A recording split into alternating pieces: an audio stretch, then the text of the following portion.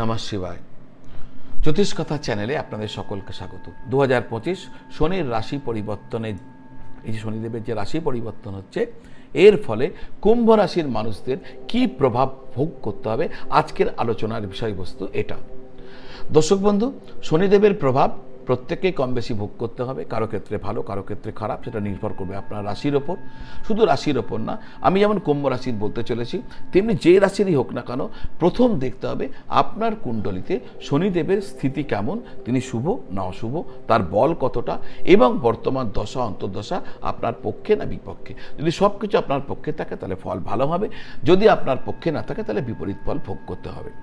আমি আজকে বলতে চলেছি কুম্ভ রাশির ক্ষেত্রে একটা আগাম পূর্বাভাস। এখানে ভালো মন্দ খারাপ, অতি ভালো অতি খারাপ যাই বলি না কেন, অন্তিমে গিয়ে আমি আপনাদেরকে একটি মহা উপায় বলবো, যা আপনাকে আপনার ভালোটা পেতে অনেকভাবে সাহায্য করবে আর খারাপটাকে প্রতিহত করবে।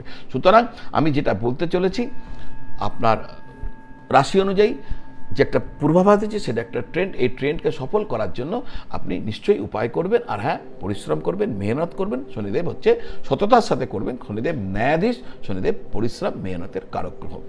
দর্শক বন্ধু, যারা আপনারা এখনও আপনাদের আপনার জন্মপত্রিকা আমাকে দেখাতে চাইছেন বা কোনো কিছু প্রশ্ন রাখতে চাইছেন, আপনাদের মনে কোনো জিজ্ঞাসা রয়েছে, জ্যোতিষের কোনো উত্তর জানতে চাইছেন, তাহলে এই যে স্ক্রিনের নিচে নাম্বার দেওয়া আছে 9830564500, এই নাম্বারে ফোন করে বা হোয়াটসঅ্যাপ করে আপনার আগ্রহ প্রকাশ করলে আমার অফিস থেকে আপনাদের সাথে যোগাযোগ করে সবিস্তারে বুঝিয়ে দেবে কীভাবে আপনারা আমার সাথে কানেক্টেড করতে পারবেন।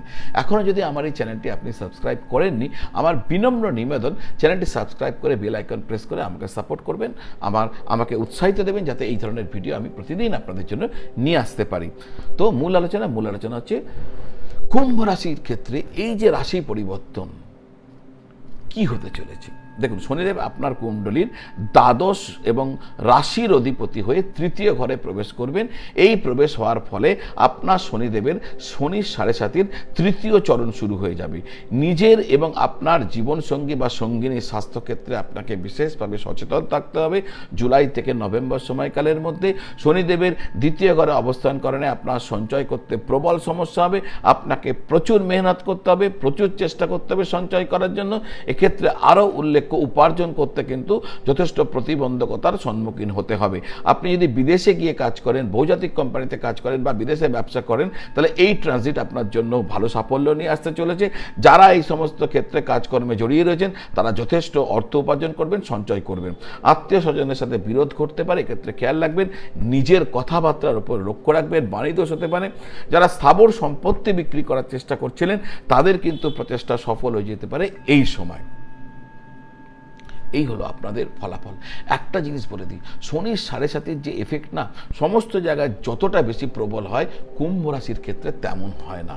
শুধু কন্ডিশনস একটাই, শনিকে মোটামুটি ভালো থাকতে হবে। আপনার জন্মপত্রিকায় শনির বলাবলকে ভালো থাকতে হবে, শনির স্থিতিকে ভালো থাকতে হবে।